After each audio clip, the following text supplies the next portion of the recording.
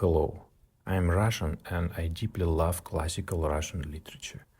I really want to share with you the wisdom and openness of the Russian soul. My English is poor, but I don't want you to think this is just empty AI work. That is why you are hearing my voice now. I hope you liked what you will hear today. Thank you for understanding and enjoy. The Christmas Tree and the Wedding by Fyodor Dostoevsky. The other day I saw a wedding, but no, I would rather tell you about a Christmas tree. The wedding was superb. I liked it immensely, but the other incident was still finer. I don't know why it is that the sight of the wedding reminded me of the Christmas tree. This is the way it happened. Exactly 5 years ago, on New Year's Eve, I was invited to a children's ball by a man high up in the business world, who had his connections, his circle of acquaintances, and his intrigues. So it seemed as though the children's ball was merely a pretext for the parents to come together and discuss matters of interest to themselves, quite innocently and casually. I was an outsider, and as I had no special matters to air, I was able to spend the evening independently of the others. There was another gentleman present who, like myself, had just stumbled upon this affair of domestic bliss. He was the first to attract my attention. His appearance was not that of a man of birth or high family. He was tall, rather thin, very serious, and well dressed. Apparently, he had no heart for the family festivities. The instant he went off into a corner by himself, the smile disappeared from his face, and his thick, dark brows knitted into a frown. He knew no one except the host and showed every sign of being bored to death, though bravely sustaining the role of thorough enjoyment to the end. Later, I learned that he was a provincial, had come to the capital on some important, brain-racking business, had brought a letter of recommendation to our host, and our host had taken him under his protection, not at all con amore. It was merely out of politeness that he had invited him to the children's ball. They did not play cards with him. They did not offer him cigars. No one entered into conversation with him. Possibly, they recognized the bird by its feathers from a distance. Thus, my gentleman, not knowing what to do with his hands, was compelled to spend the evening stroking his whiskers. His whiskers were really fine, but he stroked them so assiduously that one got the feeling that the whiskers had come into the world first, and afterwards, the man in order to stroke them. There was another guest who interested me, but he was of quite a different order. He was a personage. They called him Julian Mastakovich. At first glance, one could tell he was an honored guest and stood in the same relation to the host as the host to the gentleman of the whiskers. The host and hostess said no end of amiable things to him, were most attentive, whining him, hovering over him, bringing guests up to be introduced, but never leading him to anyone else. I noticed tears glisten in our host's eyes when Julian Mastakovich remarked that he had rarely spent such a pleasant evening. Somehow I began to feel uncomfortable in this personage's presence.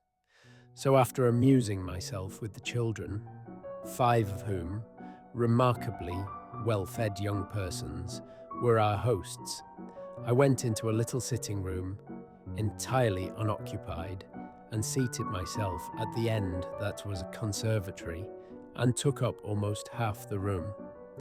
The children were charming. They absolutely refused to resemble their elders, notwithstanding the efforts of mothers and governesses. In a jiffy, they had denuded the Christmas tree down to the very last sweet, and had already succeeded in breaking half of their playthings before they even found out which belonged to whom. One of them was a particularly handsome little lad, dark-eyed, curly-haired, who stubbornly persisted in aiming at me with his wooden gun. But the child that attracted the greatest attention was his sister, a girl of about 11, lovely as a cupid. She was quiet and thoughtful, with large, full, dreamy eyes. The children had somehow offended her, and she left them and walked into the same room that I had withdrawn into. There she seated herself with her doll in a corner. Her father is an immensely wealthy businessman, the guests informed each other in tones of awe. 300,000 rubles set aside for her dowry already. As I turned to look at the group from which I heard this news item issuing, my glance met Julian Mastakovich's. He stood listening to the insipid chatter in an attitude of concentrated attention, with his hands behind his back and his head inclined to one side. All the while, I was quite lost in admiration of the shrewdness our host displayed in the dispensing of the gifts. The little maid of the many-rubied dowry received the handsomest doll, and the rest of the gifts were graded in value according to the diminishing scale of the parents' stations in life.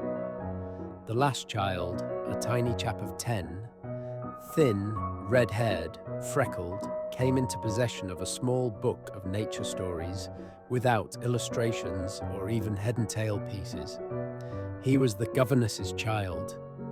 She was a poor widow, and her little boy, clad in a sorry-looking little nankeen jacket, looked thoroughly crushed and intimidated. He took the book of nature stories and circled slowly about the children's toys. He would have given anything to play with them, but he did not dare to. You could tell he already knew his place. I like to observe children. It is fascinating to watch the individuality in them struggling for self-assertion. I could see that the other children's things had tremendous charm for the red-haired boy, especially a toy theatre, in which he was so anxious to take a part that he resolved to fawn upon the other children. He smiled and began to play with them. His one and only apple he handed over to a puffy urchin whose pockets were already crammed with sweets, and he even carried another youngster pickerback, all simply that he might be allowed to stay with the theatre. But in a few moments, an impudent young person fell on him and gave him a pummeling. He did not dare even to cry. The governess came and told him to leave off interfering with the other children's games, and he crept away to the same room the little girl and I were in. She let him sit down beside her, and the two set themselves busily dressing the expensive doll. Almost half an hour passed, and I was nearly dozing off. As I sat there in the conservatory, half listening to the chatter of the red-haired boy and the dowered beauty, when Julian Mastakovich entered suddenly. He had slipped out of the drawing room under cover of a noisy scene among the children. From my secluded corner, it had not escaped my notice that a few moments before, he had been eagerly conversing with the rich girl's father, to whom he had only just been introduced. He stood still for a while, reflecting and mumbling to himself, as if counting something on his fingers. 300, 300, 11, 12, 13, 16. In 5 years. Let's say 4%. 5 times 12, 60. And on these 60, let us assume that in 5 years it will amount to, well, 400. But the shrewd old fox isn't likely to be satisfied with 4%. He gets 8 or even 10, perhaps. Let's suppose 500, 500,000 at least, that's sure. Anything above that for pocket money. He blew his nose and was about to leave the room when he spied the girl and stood still. I, behind the plants, escaped his notice. He seemed to me to be quivering with excitement. It must have been his calculations that upset him so. He rubbed his hands and danced from place to place and kept getting more and more excited. Finally, however, he conquered his emotions and came to a standstill. He cast a determined look at the future bride and wanted to move toward her, but glanced about first. Then, as if with a guilty conscience, he stepped over to the child on tiptoe, smiling, and bent down and kissed her head. His coming was so unexpected that she uttered a shriek of alarm. "Whoa, what are you doing here, dear child?" he whispered, looking around and pinching her cheek. "We're playing." "What? With him?" said Julian Mastakovich, with a look askance at the governess's child. "You should go into the drawing room, my lad," he said to him. The boy remained silent and looked up at the man with wide-open eyes. Julian Mastakovich glanced round again cautiously and bent down over the girl. "What have you got, a doll, my dear?" "Yes, sir." The child quailed a little and her brow wrinkled. "A doll? And do you know, my dear, what dolls are made of?" "No, sir," she said weakly and lowered her head. "Out of rags, my dear. You, boy, and you go back to the drawing room. To the children," said Julian Mastakovich, looking at the boy sternly. The two children frowned. They caught hold of each other and would not part. "And do you know why they gave you the doll?" asked Julian Mastakovich, dropping his voice lower and lower. "No, because you were a good, very good little girl the whole week." Saying which, Julian Mastakovich was seized with a paroxysm of agitation. He looked round and said in a tone faint, almost inaudible with excitement and impatience, "If I come to visit your parents, will you love me, my dear?" He tried to kiss the sweet little creature, but the red-haired boy saw that she was on the verge of tears, and he caught her hand and sobbed out loud in sympathy. That enraged the man. "Go away! Go away! Go back to the other room, to your playmates." "I don't want him to. I don't want him to." "You go away," cried the girl. "Let him alone. Let him alone." She was almost weeping. There was a sound of footsteps in the doorway. Julian Mastakovich started and straightened up his respectable body.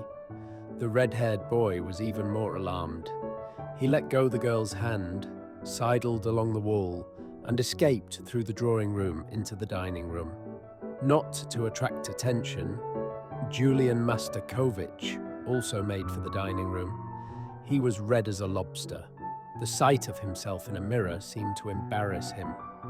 Presumably, he was annoyed at his own ardor and impatience.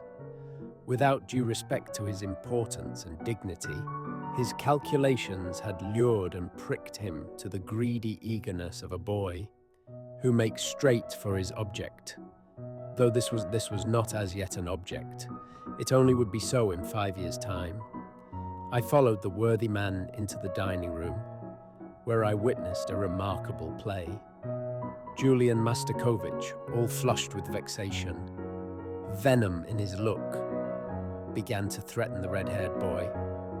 The red-haired boy retreated farther and farther until there was no place left for him to retreat to, and he did not know where to turn in his fright. "Get out of here! What are you doing here? Get out, I say, you good-for-nothing.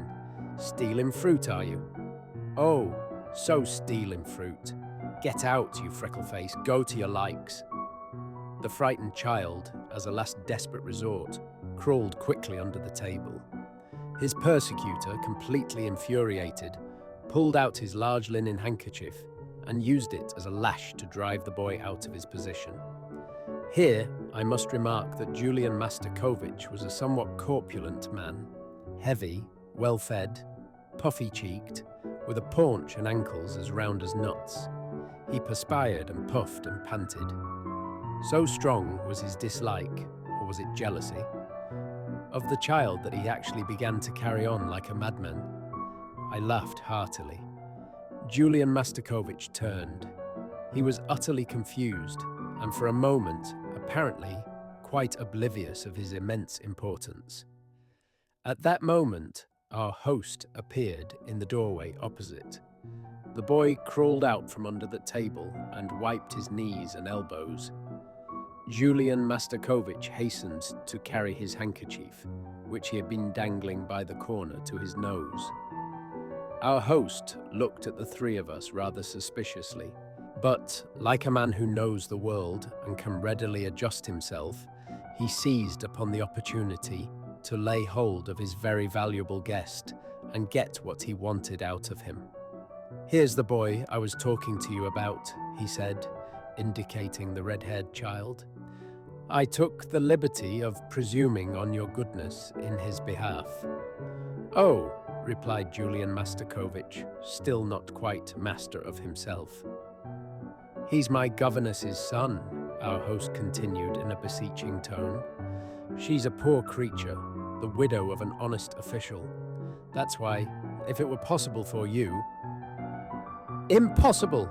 Impossible!" Julian Mastakovich cried hastily. "You must excuse me, Philip Alexeyevich. I really cannot. I've made inquiries.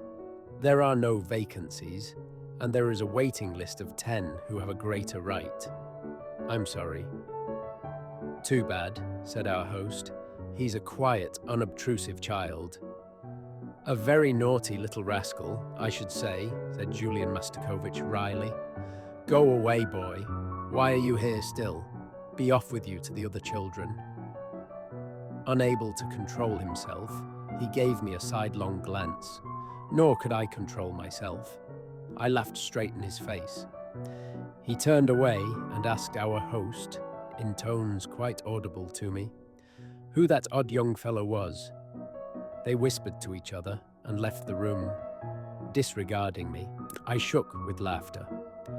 Then I too went to the drawing room. There, the great man, already surrounded by the fathers and mothers, and the host and the hostess, had begun to talk eagerly with a lady to whom he had just been introduced. The lady held the rich little girl's hand. Julian Mastakovich went into fulsome praise of her. He waxed ecstatic over the dear child's beauty, her talents, her grace, her excellent breeding, plainly laying himself out to flatter the mother, who listened scarcely able to restrain tears of joy, while the father showed his delight by a gratified smile. The joy was contagious. Everybody shared in it. Even the children were obliged to stop playing so as not to disturb the conversation. The atmosphere was surcharged with awe. I heard the mother of the important little girl, touched to her profoundest depths, ask Julian Mastakovich in the choicest language of courtesy whether he would honor them by coming to see them.